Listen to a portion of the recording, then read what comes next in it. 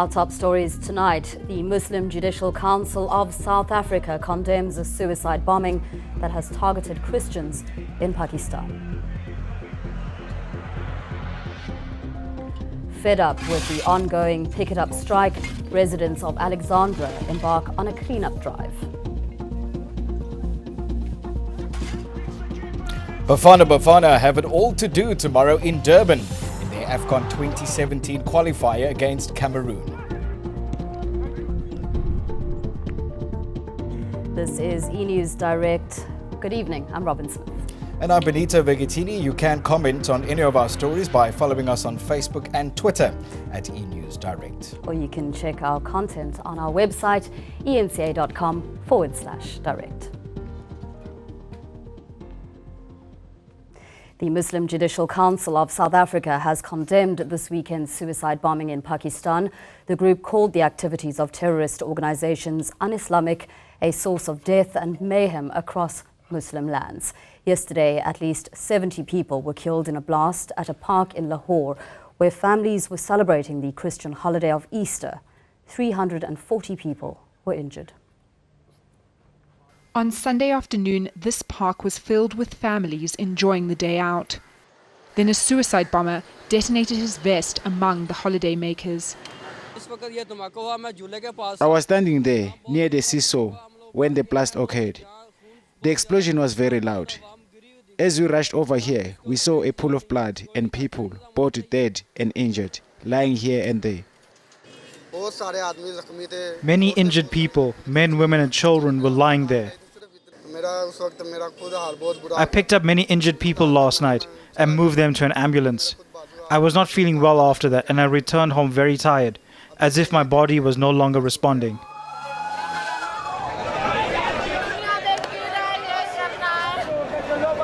Jamaat-ul-Ahrar, a faction of the Pakistani Taliban, has claimed responsibility. It's previously declared loyalty to Islamic State, the militant group controlling large parts of Syria and Iraq. On Monday, Pakistani Prime Minister Nawaz Sharif visited the injured in hospital. He promised them the best care possible. Pakistan is a majority Muslim state, but has a Christian population of more than 2 million. This was the deadliest attack since the December 2014 massacre of 134 schoolchildren at a military-run academy in the city of Peshawar. 3 days of mourning have been declared.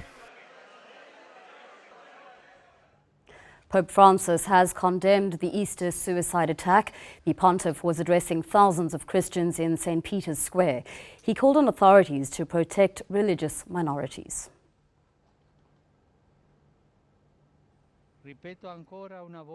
Violence and murderous hatred can only lead to pain and destruction. Respect and fraternity are the only way to achieve peace. May the Passover of the Lord inspire us even more to pray to God to stop the hands of the violent ones who sow terror and death, and for love, justice and reconciliation to reign in the world.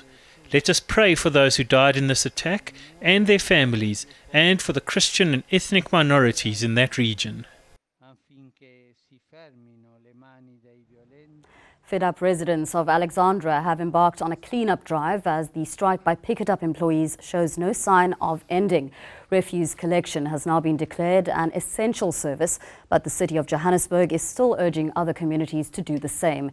It says residents will be provided with cleaning equipment, gloves and bags. For over 2 weeks, Pikitup workers in Johannesburg have been on an illegal strike. They're demanding higher pay and the resignation of MD Amanda Nair. After 2 weeks, it is now categorized as essential service. That is why we are all panicking, because now the waste has rotten. It is now septic. In townships like Alexandria, residents are bearing the brunt. The strike has affected us a lot, especially now that it has exceeded 2 weeks. We're starting to fall sick and there are a lot of flies coming into our homes. The community has decided to take action. Together with the city of Johannesburg, they're getting rid of the waste. But they say they're being intimidated by striking Pikitup employees. They're accused of trying to steal their jobs.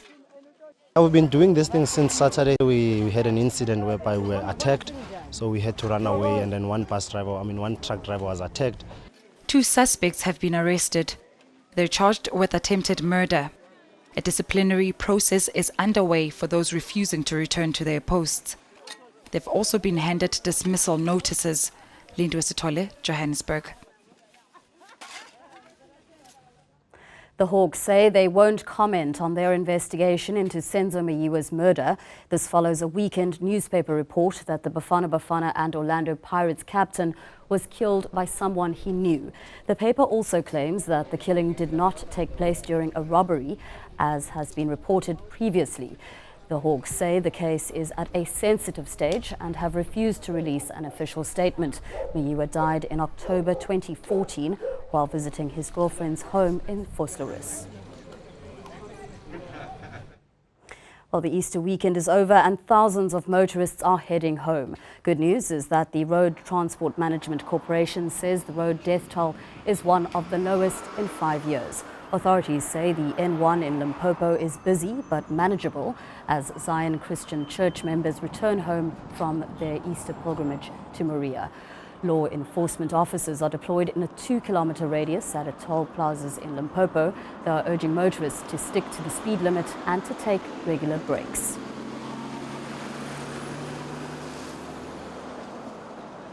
Came up with a strategy that we must remember. Last year when we launched October Transport Month, our MEC increased the vehicles, and also last year we had a number of traffic officials from the college that were the graduates, and road traffic management also gave us a manpower of law enforcement.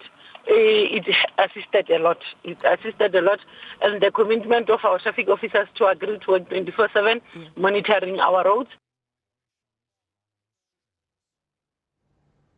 SANRAL says there's been an increase in e-toll revenues since it announced 60% tariff discounts last year.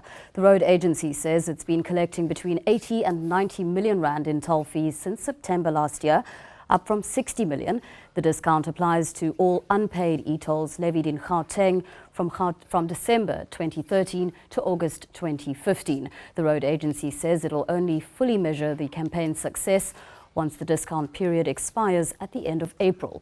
But it's adamant there's been an increase in the number of road users who are paying their e-toll accounts. SANRAL also says there won't be an extension for those who fail to pay before the cut-off time. A new internet fad is challenging women to compare the size of their waists. They measure themselves using a piece of A4 paper. It's becoming popular around the world, but it's been slammed by critics who say it can be psychologically damaging. A new meaning to the term paper thin. That's the A4 waist challenge. The aim is to have a waist narrow enough to hide behind an A4 piece of paper. It originated in China and is becoming an international internet trend. But it's also getting a huge backlash online. One clinical social worker says the challenge is dangerous and can lead to body shaming. That is becoming what they're aiming for, which is unhealthy, and having unhealthy consequences as a result of that. So very worrying that this is on the rise. And the thing is, maybe you and I can look at it and say, that's silly, it's unrealistic. But we are not sitting as a teenager or a young adult with a very fragile image of how I'm supposed to be and how I'm supposed to feel. It's not healthy. It's not.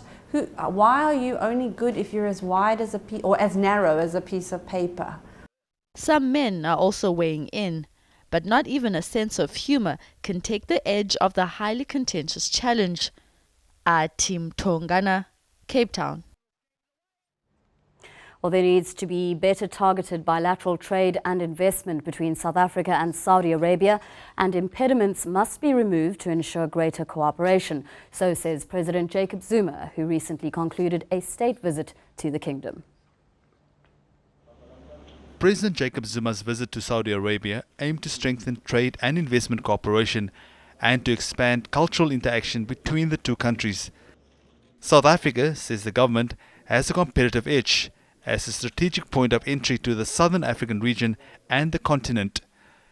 Experts say political relations between the two countries are strong, but that economic and trade ties need to be reviewed and revitalized. Middle East in general is a very good potential win-win partner with South Africa. What we export in many areas, be it food, be it agri-processing, be it petrochemical technology, are the type of imports that the Middle East needs. Saudi Arabia, as a good example, it's an important economy, it's a rich economy, and what they need, we have. The government says there are many sectors with the potential to boost trade and investment. Among them, petrochemical gas exploration, alternative energy, and investment in South Africa's refining capacity. A call has been made for more targeted areas of collaboration. In terms of targeting specific sectors, medical, health services broadly, petrochemical, agri-industries, agri-processing, and energy are areas that we should target and make the best gains for our national interest. South Africa and Saudi Arabia are also likely to increase cooperation in defense procurement, as well as in South Africa's Operation Bakisa ocean economy initiatives, in particular agriculture, maritime oil and gas exploration and shipbuilding. And in other news, Zimbabwean President Robert Mugabe is on an official visit to Japan. He's there to strengthen diplomatic ties. The visit comes as preparations are underway for the 6th Tokyo International Conference on African Development. The conference takes place in August and is seen as an initiative to develop Africa's economy.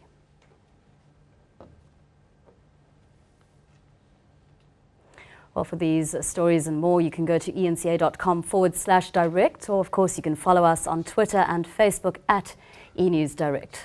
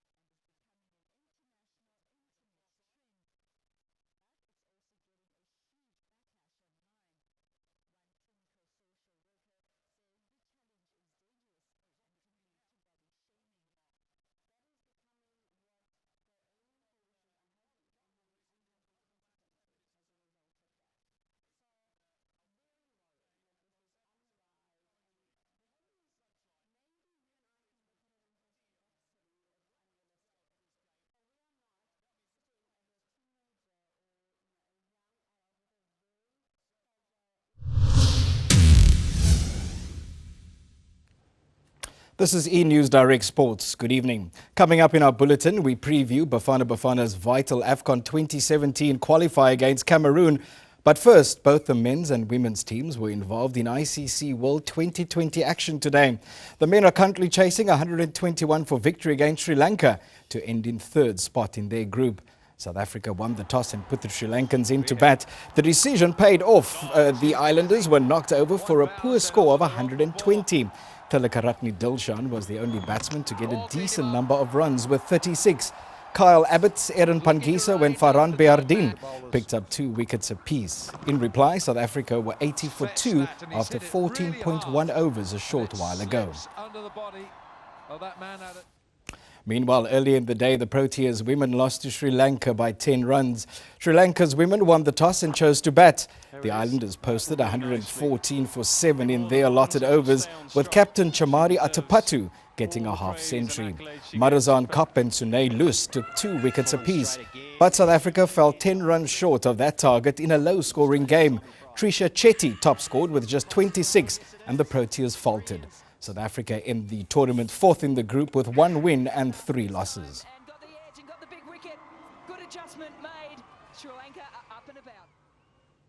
Bafana's chances of qualifying for next year's AFCON in Gabon are hanging by a thread. After a 2-2 draw with Cameroon on Saturday, South Africa have no choice but to get maximum points against the indomitable Lions in Durban tomorrow night. Anela Nqonqa, Thabo Matlaba and Darren Keat are also unavailable for selection due to injury and illness.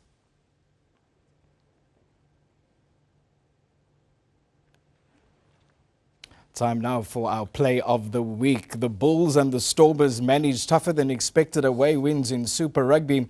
Louis Oosthuizen finished second behind Jason Day at the WGC Dell Matchplay competition in Texas. And Shlompo Kekani made it 1 for the highlight reels with his wonder strike against Cameroon. But our judges opted for a South African woman who is currently dominating local ultra-distance running. Good pressure on Shedru. Ball taken away, trying to catch the goalkeeper. Caroline Vosman went into Saturday's Two Oceans Marathon, having won the Omdi Dam Ultra Marathon just 2 weeks earlier. Vosman had also said she was using the race as a training run to defend her Comrades Marathon title.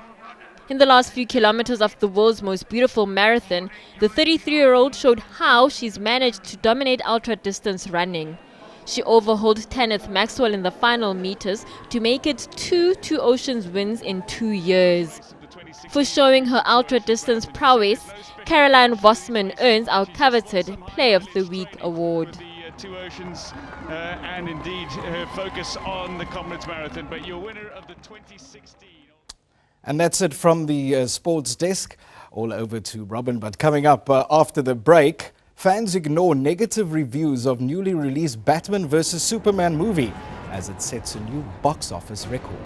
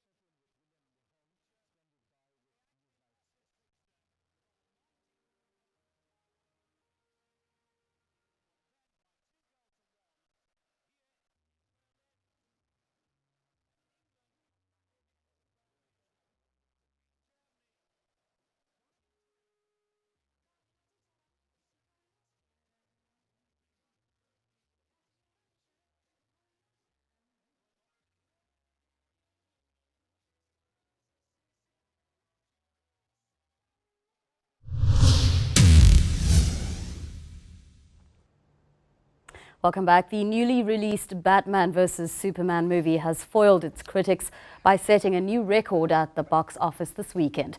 It includes a video titled Sad Ben Affleck that has gone viral. That's how it starts.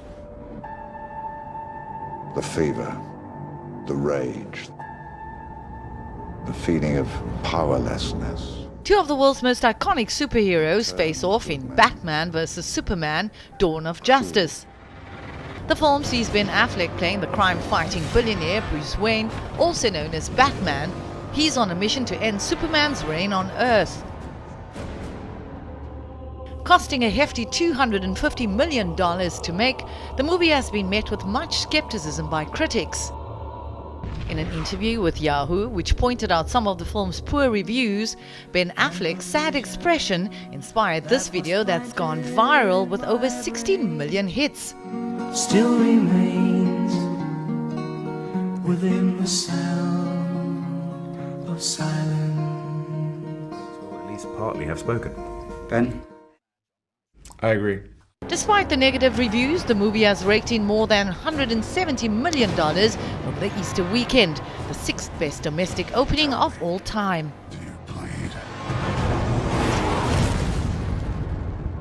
You will. Meet a modern-day pharaoh. Karim Hussein boasts many superhuman feats of strength. The 38-year-old can pull a truck with his teeth or a single finger. He can also chew glass or metal and easily digest them. Hussein has visited doctors who found that his biological makeup is different to ordinary people's. He says he began noticing his strength at the age of 7. While others eat oats or muesli for breakfast, he munches on hard objects, apparently with no ill effects. And that is your entertainment news for tonight. All your weather details are up after the break.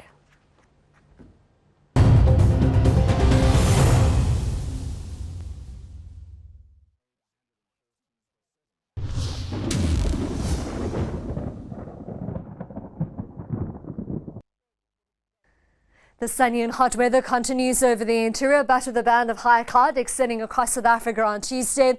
Berg winds result in a hot day over the southern part of the country, with a windy forecast over the western and southwestern interior, where there's also a high fire danger warning.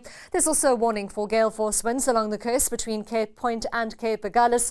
That's ahead of a cold front which moves in on Tuesday night and brings in some evening rainfall over the southwestern part of South Africa. You'll see a predominantly sunny day throughout KwaZulu-Natal with a high of around 30 along the coast. 34 degrees for Ladysmith, Pietermaritzburg at 32 degrees.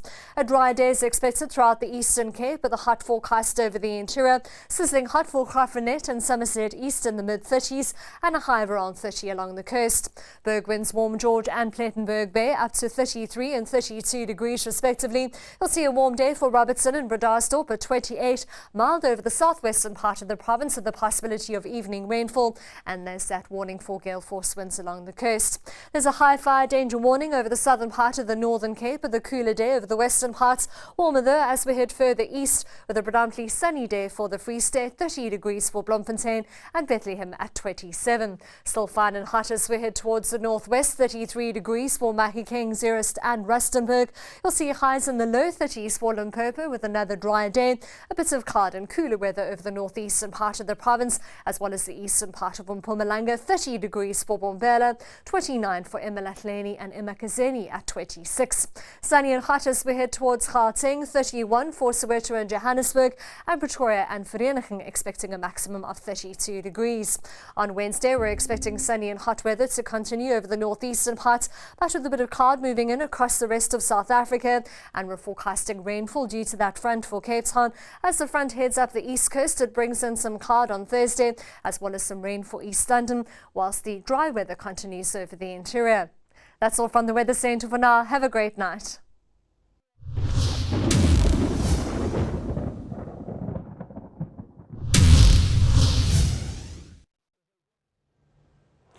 A quick recap of our top stories before we go. The Muslim Judicial Council of South Africa condemns a suicide bombing that has targeted Christians in Pakistan.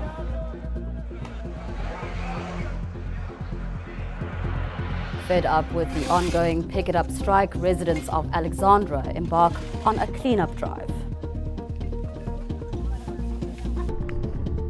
And that is a wrap from the eNEWS Direct team. Up next is Rhythm City. To share your views, you can send an email to enewsdirect@etv.co.za. Or you can chat to us on Twitter and Facebook at eNEWS Direct. And after 15 years at ETV, the time has now come for me to say goodbye.